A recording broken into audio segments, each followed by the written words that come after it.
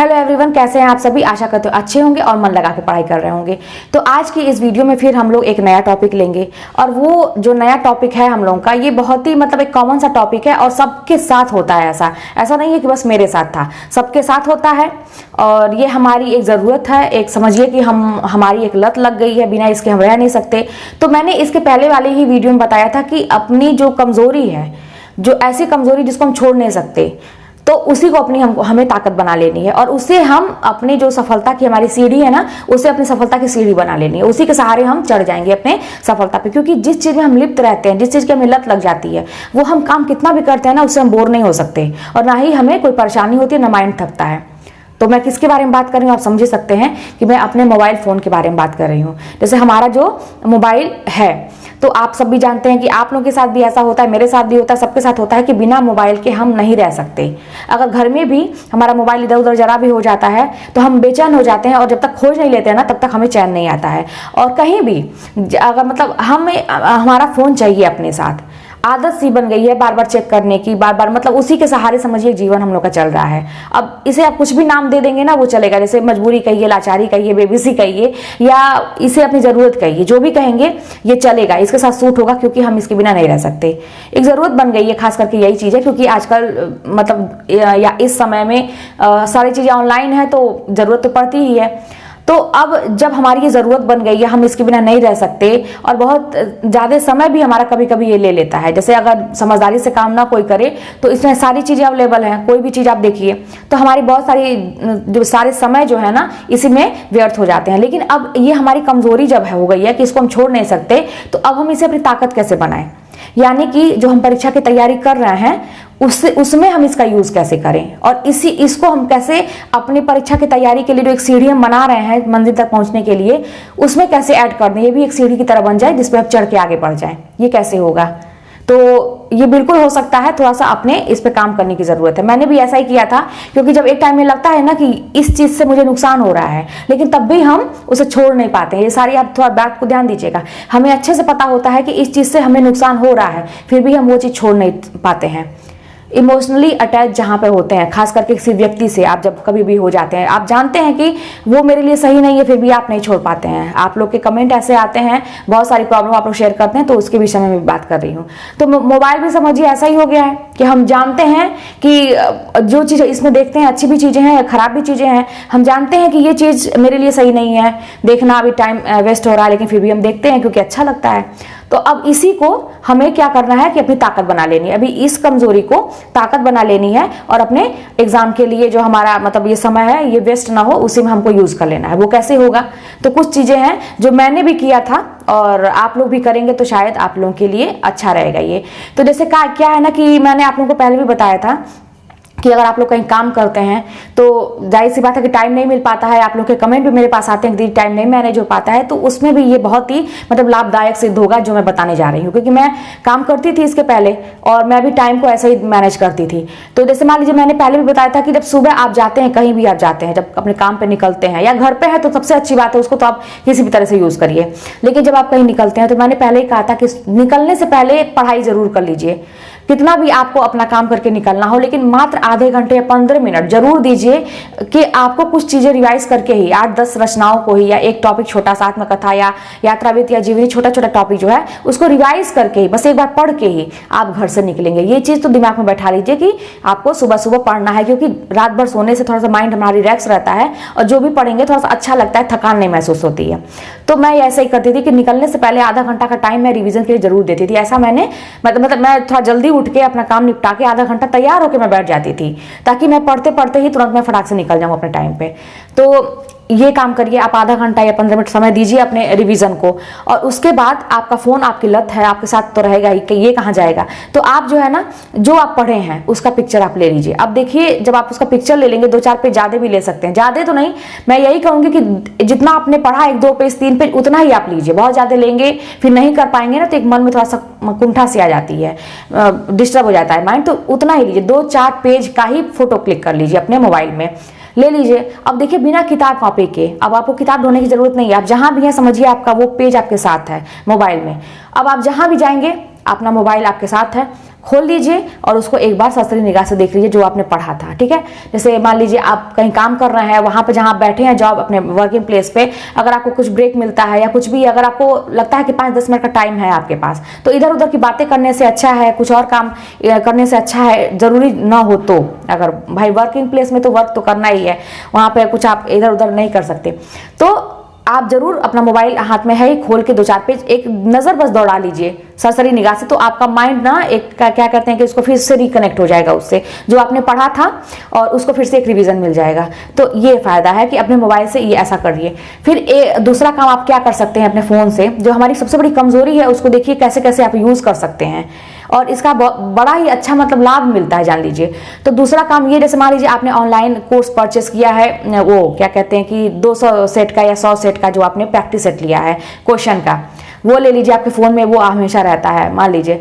अब उसके बाद आपको वही चीज़ है कि ब्रेक मिल रहा है, लंच ब्रेक हुआ है, चाहे कोई भी ब्रेक है, 10-15 मिनट 20 मिनट का आपके पास टाइम है, ठीक है, तो आप उसमें उसको लगाइए वो प्रैक्टिस सेट, क्योंकि आप जब वहां से घर आते हैं फिर उसके लिए अलग से टाइम देना तो ज़्यादा नहीं हो पाता होगा, क्योंकि मैं ये चीज़ समझ सकती हूँ। तो आप वहां भी ये चीज़ टाइम दीजिए, वहां पे बैठे बैठे ही आपको लगता है कि 10-15 मिनट का टाइम है, आप ओपन कर लीजिए अपने वो जो क्वेश्चन पेपर है आपका, और उसमें आप हल करना शुरू करिए। तो आप तो जानते ही हैं कि वहां पे जब आप सॉल्व करना शुरू करेंगे तो टाइम चलने लगता है, तो आपको फटाफट क्लिक ही करना है ना, क्योंकि आपके पास 200 सेट है ना, बहुत सारे, आप लास्ट तक कर ही नहीं पाएंगे, इतना ज्यादा वो रहता है। और तो इसी तरह से आपको ना चलते चलते करना है, और देखिए कितने क्वेश्चन आपके सॉल्व हुए, और उस वहां पे, क्योंकि वहां जल्दबाजी रहेगी थोड़ी सी, लेकिन तब भी आपके दिमाग में बहुत सारी चीजें बैठेंगी, है ना। और उसके बाद सोल्यूशन तो रहता ही है, जो गलतियां होती हैं उसको सोल्यूशन में बार बार, आपको क्वेश्चन रटने से मतलब है, ठीक है, कि क्वेश्चन आपको याद हो जाए। रटने का मतलब ये है, यहाँ पे रटने ये शब्द ना बोलिए आप लोग, बल्कि समझने से मतलब है कि क्वेश्चन आपको याद हो जाए, ये कहने का मतलब है। और सोल्यूशन में देख लीजिए, तो वहां पे अपना क्वेश्चन पेपर खोल के आप जो है एक बार ऐसे भी कर सकते हैं, अगर 10-15 मिनट का टाइम है तो ऐसे मोबाइल फोन का यूज कर लिया आपने। फिर उसके बाद जैसे मान लीजिए आप आ रहे हैं, अपने काम से आ रहे हैं, तो जैसे हम लोग तो स्कूल में पढ़ाते थे तो स्कूल का ही बस यूज करते थे, बस में बैठते थे, तो जानते हैं कि टीचर लोगों की मतलब एक प्लेस रहती है, वहां पर बैठे हैं बच्चे, उधर बैठे हैं, टाइम रहता था, बगल में भी मान लीजिए कोई टीचर ही बैठी है, चाहे कुछ भी बच्चे ही हैं, तो कोई दिक्कत नहीं है, फोन तो हाथ में है। वहां पर मैं टेलीग्राम वाला अपना खोल लेती थी चैनल, और वहां पर आप देखते होंगे टेलीग्राम वाला चैनल जो मैंने आपको बताया है, बहुत सारे ऐसे चैनल वहां पे होंगे, तो वहां पर आप देखे होंगे कि बहुत सारे क्वेश्चन ऐसे पड़े रहते हैं, है ना, जैसे लोग डाल के छोड़ देते हैं, या जो टेस्ट हुआ रहता है वो भी उसमें रहता है। तो आपके लिए जब तब तक आप उसको क्लिक नहीं करेंगे वो सॉल्व मतलब आपको आंसर नहीं दिखेगा उसका, तो बैठे बैठे वही करिए वहां पे। खिड़की के रास्ते बाहर देखने से अच्छा है, टाइम वेस्ट करने से अच्छा है कि अपने मोबाइल में उसको देखते रहिए। अब अच्छा, आप लोग ये कहते हैं कि टेलीग्राम का लिंक ओपन नहीं हो रहा है, तो आप लोग देखिए, लिंक तो वही है, मैंने कॉपी करके वहां पे पेस्ट कर दिया था, नहीं ओपन हो रहा है, तो अब इसके लिए हो सकता है कोई दिक्कत हो, और आप लोग टेलीग्राम वाले ऐप पे जाके डायरेक्ट उस लिंक को सही सही कहीं नोट कर लीजिए कॉपी पेपर पे, वहां पे टाइप करके देखिए, हो सकता है ओपन हो, और कोई दूसरा उपाय नहीं है, यही लिंक से क्लिक के ही मैं दे सकती हूँ, लिंक ही बता सकती हूँ और क्या मैं कर सकती हूँ, ठीक है। और ऑनलाइन टेस्ट करके आप लोग वहां सर्च करेंगे हिंदी ऑनलाइन टेस्ट, तब भी बहुत सारे चैनल आपको दिख जाएंगे, आप ज्वाइन कर सकते हैं, ठीक है।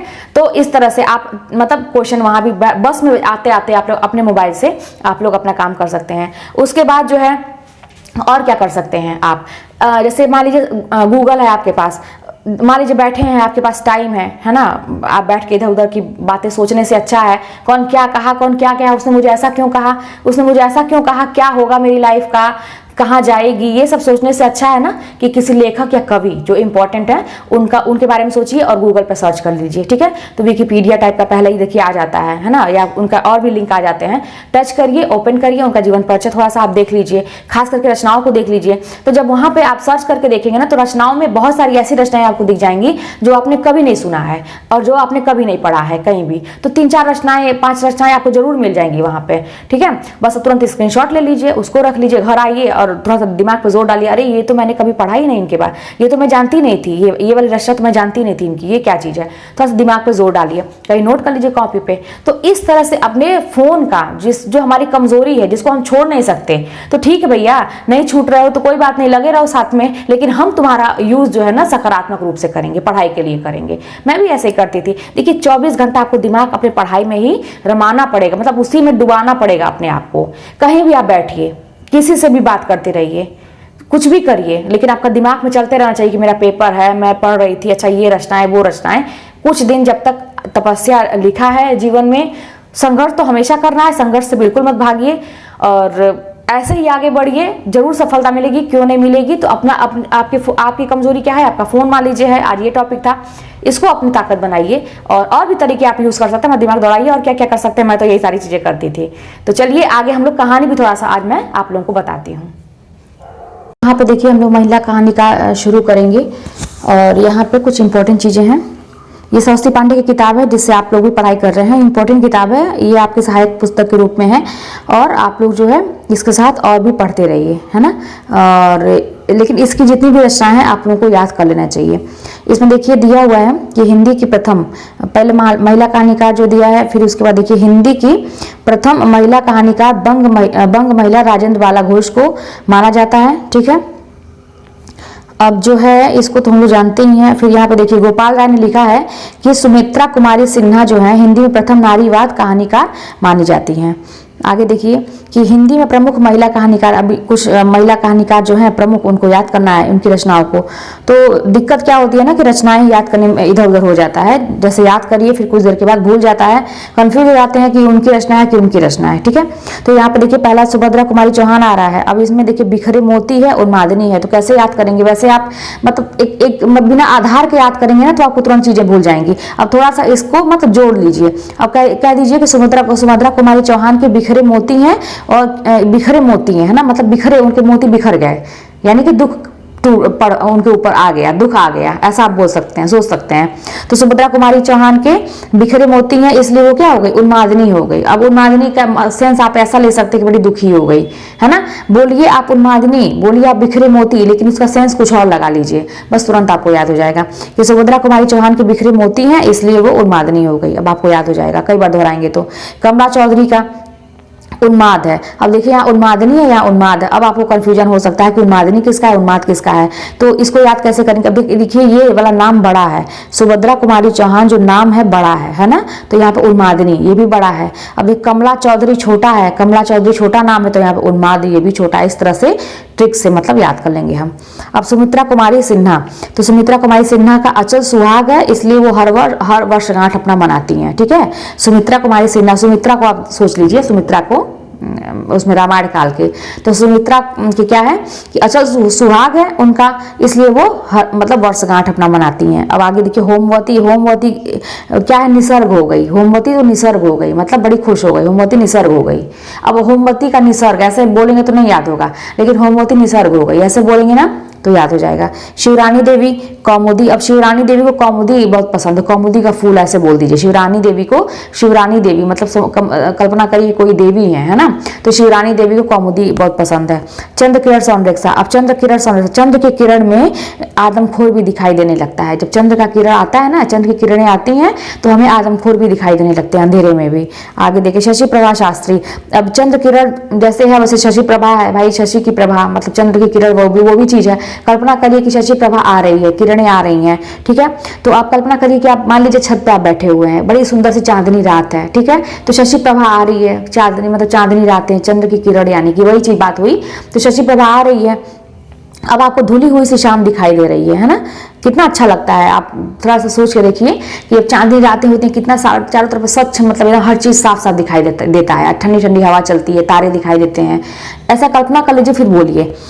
तो शशि प्रभा शास्त्री, जब शशि की प्रभा आती है तो धुली हुई सी शाम दिखाई देती है और सब कुछ क्या हो जाता है, अनुत्तरित हो जाता है, सब कुछ क्या हो जाता है, अनुत्तरित हो जाता है, वहाँ का वातावरण अनुत्तरित हो जाता है।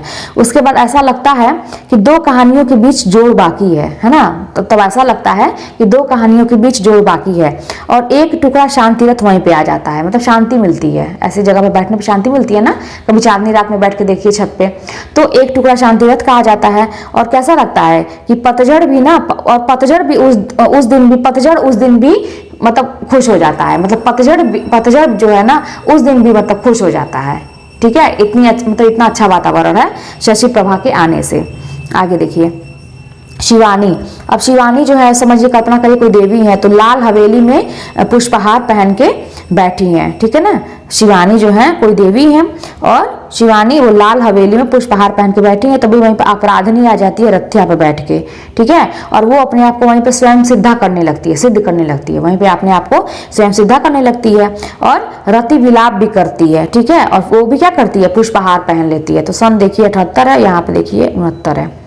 अब आगे देखिए कृष्णा शोभती, कृष्णा शोभती को बादलों के घेरे नहीं शोभती, शोभती मतलब शोभा देता, तो कृष्णा शोभती को बादलों के घेरे नहीं शोभती, मतलब उनको नहीं पसंद है, तो कृष्णा शोभती को बादलों के घेरे नहीं शोभती। ठीक। मन्नू भंडारी का, अब मन्नू भंडारी बेचारी, भंडारी मन्नू जो है भंडारा लगाती हैं, है ना, भंडारी में, तो वो बेचारी कहती है कि मैं तो हार गई, हाँ मैं हार गई, यही सच है। अब देखिए मन्नू भंडारी का जो यही सच है कहानी है ना, इस पर रजनीगंधा पिक्चर बनी है, रजनीगंधा। मैंने तो देखा था। इसी तरह से आप लोगों को मैं इसीलिए बताती हूँ कि उसको आप जब देख लेंगे ना तो आपको सारे पात्र के नाम याद हो जाएंगे, कहानी के पता चल जाएगा। तो यही सच है मन्नू भंडारी का है, और मूवी जो बनी है उसका नाम है रजनीगंधा। आप लोग देखिएगा जब भी आपको टाइम मिले, कभी मूड बहुत अपसेट हो जाए या ऐसा लगे कि बहुत थक गए हैं तो देख सकते हैं, अच्छी मूवी है, पुराने टाइम की है। तो मन्नू भंडारी मैं हार गई, यही सच है। और एक प्लेट सैलाब में 3 निगाहों की एक तस्वीर है। ठीक है। और वो कैसा लग रहा है, जैसे लग रहा है त्रिशंकु। ठीक है। तो ऐसे बोल सकते हैं कि मन्नू भंडारी कहती हैं कि मैं हार गई, यही सच है, और एक प्लेट सैलाब में 3 निगाहों की एक तस्वीर है, जैसे लग रहा है त्रिशंकु। अब आगे देखिए उषा प्रियमवदा। अब उषा प्रियमवदा, उषा की किरणें, सुबह की किरणें, सूर्य की किरणें जब आती हैं तो कैसा लगता है, जिंदगी और गुलाब के फूल, जिंदगी और गुलाब के फूल सब खिल जाते हैं, है ना। जब उषा की किरणें आती हैं, उषा प्रियमवदा जब आती हैं, ऐसा बोलिएगा, उषा प्रियमवदा जब आती है, लेकिन कल्पना सूर्य की किरणों का करिएगा। तो उषा प्रियमवदा जब आती हैं तो जिंदगी और गुलाब के फूल सब खिल जाते हैं, और ऐसा लगता है कि फिर बसंत आया। ठीक है। कोई दूसरा जो है ना, लेकिन आके कितना बड़ा झूठ बोल के चला जाता है। सब कुछ अच्छा रहता है, लेकिन ऐसा होता भी तो है हम लोगों के साथ। देखिए कोई अचानक से आता है और सब कुछ हम लोग का बिखरा के चला जाता है। तो वही चीज है, कल्पना ऐसा ही करिएगा कि उषा प्रियमवदा जब आती है तो जिंदगी और गुलाब के फूल सब खिल जाते हैं, और ऐसा लगता है कि फिर बसंत आया, लेकिन एक कोई दूसरा वहीं पे आके ना कितना बड़ा झूठ बोल के चला जाता है। आगे देखिए, ये देखिए ममता कालिया। तो ममता कालिया को ना छुटकारा मिल गया, ममता को कालिया से छुटकारा मिल गया। ठीक। ममता को कालिया से छुटकारा मिल गया, और वो जाके सीट नंबर 6 पे बैठ जाती है। कल्पना करिए कि एक ट्रेन में जाके सीट नंबर 6 पे बैठ जाती है, तो वहीं पे एक औरत भी आ जाती है जो प्रतिदिन आती है। ठीक है। और उसका यौवन कैसा रहता है, बोलने वाली औरत की तरह रहता है, और वो मुखौटा लगा के आती है। ठीक। कल्पना करिए कोई ट्रेन का सीन है, तो ममता कालिया जाके ऐसे बैठ जाती हैं, तो ये सब सारी चीजें होती हैं। इनका काके दी हड्डी और नई सदी की पहचान भी इन्हीं की कहानी है, ममता कालिया का। जैसे कुछ एक्स्ट्रा पता चले तो वहीं पे लिख लिया करिए। आगे देखिए दीप्ति खंडेलवाल। तो दीप्ति खंडेलवाल के खंड खंड हो गए हैं, दिल के ना खंड खंड हो गए। इतना सा लोग उनको तकलीफ दी है दीप्ति को कि खंड खंड हो गया उनके दिल के। तो दीप्ति खंडेलवाल के यही कड़वे सच, क्योंकि वो कड़वे सच बोल देती है तो सब लोग उसके दिल के टुकड़े खंड खंड कर देते हैं। तो दीप्ति खंडेलवाल का कड़वे सच है। ठीक है। और धूप के एहसास में वह तीसरा आदमी आके सलीब पर बैठ जाता है। ठीक है। दीप्ति खंडेलवाल के दिल खंड खंड हो जाते हैं क्योंकि वो कड़वे सच बोलती है, और वहीं धूप के एहसास में वो तीसरा आदमी आके सलीब पे बैठ जाता है। सलीब मतलब समझिए कोई चबूतरा टाइप का है, वहीं पे आके बैठ जाता है, और 2 पल की छांव मतलब वो लेता है, वहां बैठ के सुस्ताता है एक तरह से। और क्या करता है वो, नारी मन जानने की कोशिश करता है, और औरत और बातें, मतलब औरत और बातें, ये सारी चीजें उसको बहुत पसंद है। वो नारी मन जानने की कोशिश करता है, औरत और बातें, ये सारी चीजें उसको बहुत पसंद है। ठीक। आगे देखिए मृणाल पांडे। तो मृणाल पांडे कहती हैं कि मृणाल पांडे और उनके पति, कल्पना करिए कि दोनों के बीच में कुछ झगड़ा हो गया। तो मृणाल पांडे कहती हैं कि भाई उन लोगों के दरमियान जो है ना शब्द वेदी हो गया था, मतलब शब्दों के बाढ़ चल गए थे, यानी कि कहाँ सुनी हो गई थी। ठीक है। तो मृणाल पांडे के दरमियान जो है शब्द वेदी हो गया था, इसलिए उन लोगों में एक क्या हो गया था, एक नीच ट्रेजेडी हो गई थी। ठीक। एक नीच ट्रेजेडी हो गई थी, और ऐसा लग रहा था जैसे एक स्त्री का वीरा गीत हो, मतलब इतना शोकाकुल माहौल हो गया था वहां का कि ऐसा लग रहा था कि एक स्त्री का विरा गीत हो, ऐसे मतलब शोक में सब लोग हो गए थे। आगे देखिए मृदुला गर्ग। मृदुला गर्ग का देखिए कि जैसे क्या कहते हैं कि वो है, अरे मृदुला गर्ग जो है ना, अंग्रेजों से, समझिए कि मृदुला गर्ग अंग्रेजों से लड़ाई कर रही है। जब भारत देश हमारा आज़ाद नहीं हुआ था तो अंग्रेज सब थे यहाँ पे, तो मृदुला गर्ग अंग्रेजों से लड़ाई कर रही हैं। कल्पना कर लीजिए, एक पिक्चर बना लीजिए अपने दिमाग में। ठीक। तो मृदुला गर्ग अंग्रेजों से लड़ाई कर रही हैं, कहाँ सुनी कर रही हैं। ठीक है। मृदुला गर्ग बहुत बोल्ड मतलब महिला थी एक तरह से, कल्पना करिए, और वो अंग्रेजों से जाके भिड़ गई, लड़ाई कर रही हैं। कह रही हैं कि कितनी कैदे करोगे, टुकड़ा टुकड़ा आदमी का हो गया है, मतलब भारतीयों का। ठीक है। तो वो कह रही हैं अंग्रेजों से, मृदुला गर्ग कि कितनी कैदे करोगे, टुकड़ा टुकड़ा आदमी का हो गया है, और देखो डेफोडिल जल रहे हैं सारे ग्लेशियर से। और उर्फ सैम, मतलब जो अंग्रेज था, कह रही है उर्फ सैम समागम कर लो। ठीक है। क्योंकि मेरे देश की मिट्टी क्या है, क्योंकि मेरे देश की मिट्टी आहा है। ठीक है। क्योंकि मेरे देश की मिट्टी आहा है। ठीक ना। ये देखिए मेरे देश की मिट्टी आहा है, ठीक है। तो इस तरह से हम लोग एक कहानी बना लेते हैं। तो आज हम लोग इतना ही देखते हैं, क्योंकि वीडियो बहुत लंबा हो जाता है ना। तो मुझे ऐसा लगता है कि आप लोग हो सकता है बोर हो जाए, तो थोड़ा थोड़ा करके पढ़ेंगे तो आप लोग को जल्दी से इतना, कम से कम इतनी चीजें तो आपको एकदम अच्छे से याद होना चाहिए कि कहीं से कोई पूछे घुमा के फिरा के उल्टी सीधी तरीके से कैसे भी कोई पूछे, इतनी चीजें आपको याद हो जानी चाहिए। चलिए कोई भी बात होगी तो आप कमेंट में बताइएगा, फिर मिलते हैं नेक्स्ट वीडियो में।